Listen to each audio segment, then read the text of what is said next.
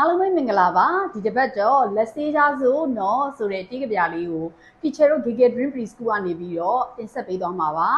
အစားအစာတန်ရှင်းရေးရေတန်ရှင်းရေးလက်တန်ရှင်းရေးတွေဟာကိုရီးရဲ့နေ့စဉ်ဘဝမှာအရေးကြီးတယ်ဆိုတာကိုသတိထားမိစေဖို့ရည်ရွယ်ပါတယ်အားပေးကြပါအောင်နော်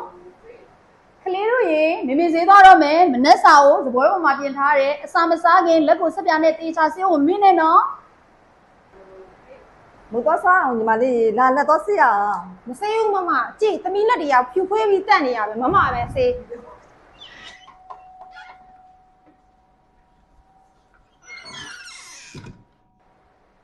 အော်သမီးကြီးနဲ့သမီးငယ်စာကြက်နေတာပဲတော်လိုက်တာအာ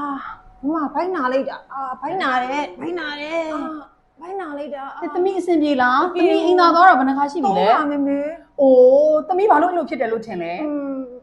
လက်ကိုဆက်ပြာနဲ့ဆင်အောင်မဆေးလို့ပါမေမေမှန်တော့ပေါ့အစာမစားခင်အစာစားပြီးအိမ်သာအသုံးပြုတိုင်းမှာလက်ကိုဆက်ပြာနဲ့တန်ရှင်းတဲ့ရေနဲ့တေချာဆေးရမယ်နောက်တစ်ခါမမေ့နဲ့နော်ဟုတ်ကဲ့မေမေ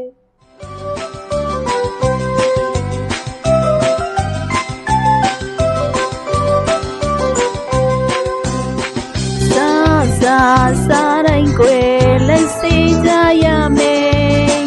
လက်ကိုစင်စင်စေးချမရေးနေညီညွတ်တဲ့စားတိုင်းကိုလက်စေးကြရမယ်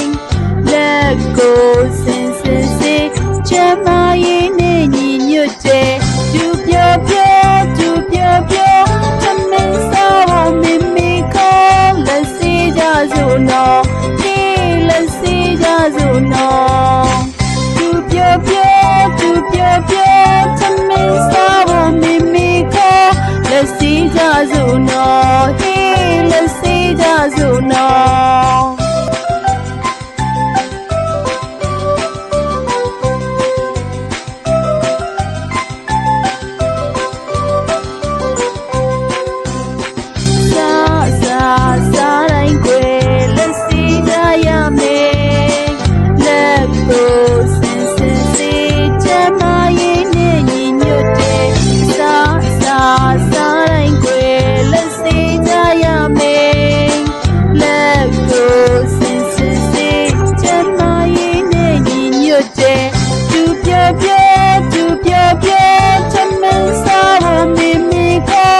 Let's see jazu no,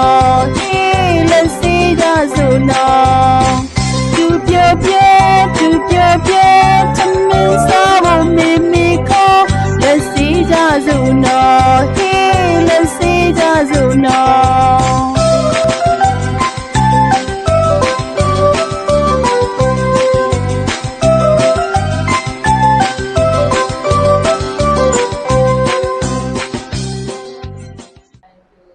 ကျေးဇူးတင်ပါတယ်